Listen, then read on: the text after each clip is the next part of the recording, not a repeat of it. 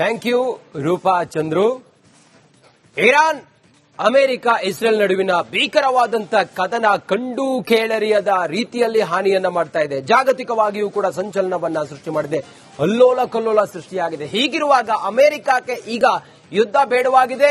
ಇರಾನ್ಗೆ ಮತ್ತೊಂದ್ಸಲ warning ಕೊಡ್ತಾ ಇದೆ, ನೀವು ಯುದ್ಧವನ್ನ ನಿಲ್ಲಿಸಿ ಅಂತ ಹೇಳಿ. ಇರಾನ್ಗೆ ಮತ್ತೊಮ್ಮೆ ಧಮಕಿ ಹಾಕಿದ ಡೊನಾಲ್ಡ್ ಟ್ರಂಪ್ ಏನಂತ, ಹಾರ್ಮುಜ್ ಜಲಸಂಧಿಯನ್ನ ಮುಕ್ತವಾಗಿ ಇಡಲೇಬೇಕು, ನೀವು ತಕ್ಷಣವೇ ಮುಕ್ತಗೊಳಿಸದಿದ್ರೆ ಭೀಕರ ದಾಳಿಯ ಬೆದರಿಕೆಯನ್ನು ಒಡ್ಡಿದ್ದಾರೆ.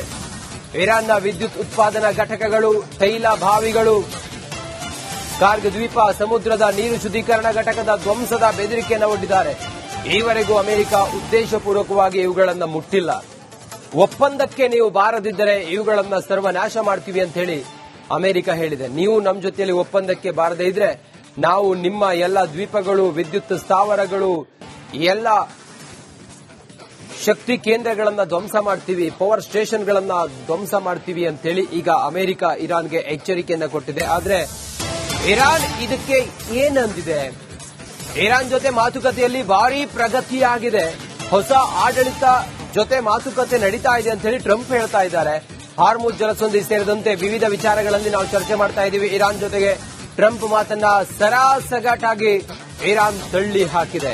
ಇರಾನ್ ಜೊತೆ ಮಾತುಕತೆ ಪ್ರಗತಿಯಾಗಿದೆ ಅಂತ ಹೇಳಿ ಟ್ರಂಪ್ ಹೇಳ್ತಾ ಇದ್ರೆ, ಇವರ ಎಲ್ಲಾ ಗೊಡ್ಡು ಬೆದರಿಕೆಗಳನ್ನೂ ಕೂಡ ನಾವು ತಳ್ಳಿ ಹಾಕಿದ್ದೀವಿ ಅಂತ ಹೇಳಿ ಇರಾನ್ ಹೇಳ್ತಾ ಇದೆ. ಒಟ್ಟಾರೆ ಅಮೆರಿಕಕ್ಕೆ ಈಗ ಯುದ್ಧ ಸಾಕಾಗಿದೆ.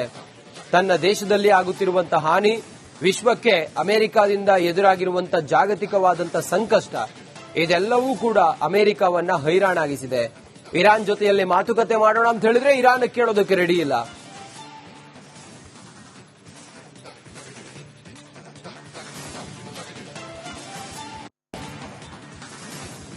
Thank you Rupa Chandru.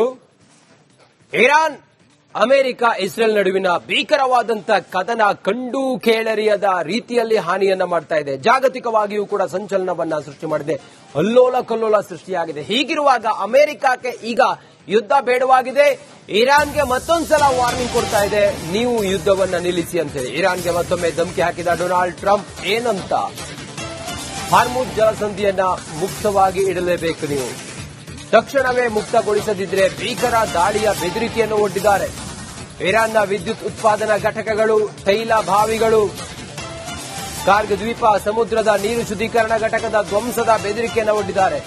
ಈವರೆಗೂ ಅಮೆರಿಕ ಉದ್ದೇಶಪೂರ್ವಕವಾಗಿ ಇವುಗಳನ್ನು ಮುಟ್ಟಿಲ್ಲ. ಒಪ್ಪಂದಕ್ಕೆ ನೀವು ಬಾರದಿದ್ದರೆ ಇವುಗಳನ್ನ ಸರ್ವನಾಶ ಮಾಡ್ತೀವಿ ಅಂತ ಹೇಳಿ ಅಮೆರಿಕ ಹೇಳಿದೆ. ನೀವು ನಮ್ಮ ಜೊತೆಯಲ್ಲಿ ಒಪ್ಪಂದಕ್ಕೆ ಬಾರದೇ ಇದ್ರೆ ನಾವು ನಿಮ್ಮ ಎಲ್ಲ ದ್ವೀಪಗಳು, ವಿದ್ಯುತ್ ಸ್ಥಾವರಗಳು, ಎಲ್ಲ ಶಕ್ತಿ ಕೇಂದ್ರಗಳನ್ನ ಧ್ವಂಸ ಮಾಡ್ತೀವಿ, ಪವರ್ ಸ್ಟೇಷನ್ಗಳನ್ನ ಧ್ವಂಸ ಮಾಡ್ತೀವಿ ಅಂತೇಳಿ ಈಗ ಅಮೆರಿಕ ಇರಾನ್ಗೆ ಎಚ್ಚರಿಕೆಯನ್ನ ಕೊಟ್ಟಿದೆ. ಆದ್ರೆ ಇರಾನ್ ಇದಕ್ಕೆ ಏನಂದಿದೆ?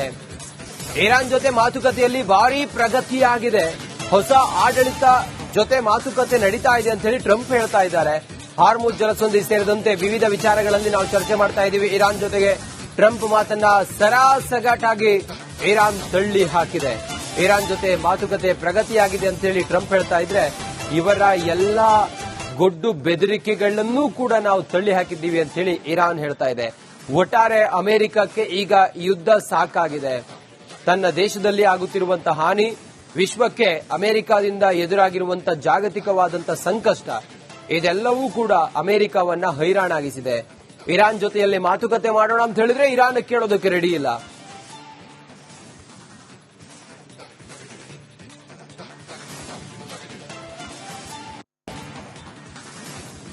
Thank you Rupa Chandru. Iran America Israel ನಡುವಿನ ಭೀಕರವಾದಂತ ಕದನ ಕಂಡು ಕೇಳರಿಯದ ರೀತಿಯಲ್ಲಿ ಹಾನಿಯನ್ನ ಮಾಡ್ತಾ ಇದೆ. ಜಾಗತಿಕವಾಗಿಯೂ ಕೂಡ ಸಂಚಲನವನ್ನ ಸೃಷ್ಟಿ ಮಾಡಿದೆ, ಅಲ್ಲೋಲ ಕಲ್ಲೋಲ ಸೃಷ್ಟಿಯಾಗಿದೆ. ಹೀಗಿರುವಾಗ ಅಮೆರಿಕಕ್ಕೆ ಈಗ ಯುದ್ಧ ಬೇಡವಾಗಿದೆ. ಇರಾನ್ಗೆ ಮತ್ತೊಂದ್ಸಲ ವಾರ್ನಿಂಗ್ ಕೊಡ್ತಾ ಇದೆ, ನೀವು ಯುದ್ಧವನ್ನ ನಿಲ್ಲಿಸಿ ಅಂತ ಹೇಳಿ. ಇರಾನ್ಗೆ ಮತ್ತೊಮ್ಮೆ ಧಮಕಿ ಹಾಕಿದ ಡೊನಾಲ್ಡ್ ಟ್ರಂಪ್ ಏನಂತ, ಹಾರ್ಮುಜ್ ಜಲಸಂಧಿಯನ್ನ ಮುಕ್ತವಾಗಿ ಇಡಲೇಬೇಕು, ನೀವು ತಕ್ಷಣವೇ ಮುಕ್ತಗೊಳಿಸದಿದ್ರೆ ಭೀಕರ ದಾಳಿಯ ಬೆದರಿಕೆಯನ್ನು ಒಡ್ಡಿದ್ದಾರೆ. ಇರಾನ್ನ ವಿದ್ಯುತ್ ಉತ್ಪಾದನಾ ಘಟಕಗಳು, ತೈಲ ಬಾವಿಗಳು, ಕಾರ್ಗ್ ದ್ವೀಪ, ಸಮುದ್ರದ ನೀರು ಶುದ್ಧೀಕರಣ ಘಟಕದ ಧ್ವಂಸದ ಬೆದರಿಕೆಯನ್ನು ಒಡ್ಡಿದ್ದಾರೆ. ಈವರೆಗೂ ಅಮೆರಿಕ ಉದ್ದೇಶಪೂರ್ವಕವಾಗಿ ಇವುಗಳನ್ನು ಮುಟ್ಟಿಲ್ಲ. ಒಪ್ಪಂದಕ್ಕೆ ನೀವು ಬಾರದಿದ್ದರೆ ಇವುಗಳನ್ನ ಸರ್ವನಾಶ ಮಾಡ್ತೀವಿ ಅಂತ ಹೇಳಿ ಅಮೆರಿಕ ಹೇಳಿದೆ. ನೀವು ನಮ್ಮ ಜೊತೆಯಲ್ಲಿ ಒಪ್ಪಂದಕ್ಕೆ ಬಾರದೇ ಇದ್ರೆ ನಾವು ನಿಮ್ಮ ಎಲ್ಲ ದ್ವೀಪಗಳು, ವಿದ್ಯುತ್ ಸ್ಥಾವರಗಳು, ಎಲ್ಲ ಶಕ್ತಿ ಕೇಂದ್ರಗಳನ್ನ ಧ್ವಂಸ ಮಾಡ್ತೀವಿ, ಪವರ್ ಸ್ಟೇಷನ್ಗಳನ್ನ ಧ್ವಂಸ ಮಾಡ್ತೀವಿ ಅಂತ ಹೇಳಿ ಈಗ ಅಮೆರಿಕ ಇರಾನ್ಗೆ ಎಚ್ಚರಿಕೆಯನ್ನ ಕೊಟ್ಟಿದೆ. ಆದ್ರೆ ಇರಾನ್ ಇದಕ್ಕೆ ಏನಂದಿದೆ? ಇರಾನ್ ಜೊತೆ ಮಾತುಕತೆಯಲ್ಲಿ ಭಾರಿ ಪ್ರಗತಿಯಾಗಿದೆ, ಹೊಸ ಆಡಳಿತ ಜೊತೆ ಮಾತುಕತೆ ನಡೀತಾ ಇದೆ ಅಂತ ಹೇಳಿ ಟ್ರಂಪ್ ಹೇಳ್ತಾ ಇದ್ದಾರೆ. ಹಾರ್ಮುಜ್ ಜಲಸಂಧಿ ಸೇರಿದಂತೆ ವಿವಿಧ ವಿಚಾರಗಳಲ್ಲಿ ನಾವು ಚರ್ಚೆ ಮಾಡ್ತಾ ಇದ್ದೀವಿ. ಇರಾನ್ ಜೊತೆಗೆ ಟ್ರಂಪ್ ಮಾತನ್ನ ಸರಾಸಗಟಾಗಿ ಇರಾನ್ ತಳ್ಳಿ ಹಾಕಿದೆ. ಇರಾನ್ ಜೊತೆ ಮಾತುಕತೆ ಪ್ರಗತಿಯಾಗಿದೆ ಅಂತ ಹೇಳಿ ಟ್ರಂಪ್ ಹೇಳ್ತಾ ಇದ್ರೆ ಇವರ ಎಲ್ಲಾ ಗೊಡ್ಡು ಬೆದರಿಕೆಗಳನ್ನೂ ಕೂಡ ನಾವು ತಳ್ಳಿ ಹಾಕಿದ್ದೀವಿ ಅಂತ ಹೇಳಿ ಇರಾನ್ ಹೇಳ್ತಾ ಇದೆ. ಒಟ್ಟಾರೆ ಅಮೆರಿಕಕ್ಕೆ ಈಗ ಯುದ್ಧ ಸಾಕಾಗಿದೆ. ತನ್ನ ದೇಶದಲ್ಲಿ ಆಗುತ್ತಿರುವಂತಹ ಹಾನಿ, ವಿಶ್ವಕ್ಕೆ ಅಮೆರಿಕದಿಂದ ಎದುರಾಗಿರುವಂತಹ ಜಾಗತಿಕವಾದಂತಹ ಸಂಕಷ್ಟ, ಇದೆಲ್ಲವೂ ಕೂಡ ಅಮೆರಿಕವನ್ನ ಹೈರಾಣಾಗಿಸಿದೆ. ಇರಾನ್ ಜೊತೆಯಲ್ಲಿ ಮಾತುಕತೆ ಮಾಡೋಣ ಅಂತ ಹೇಳಿದ್ರೆ ಇರಾನ್ ಕೇಳೋದಕ್ಕೆ ರೆಡಿ ಇಲ್ಲ.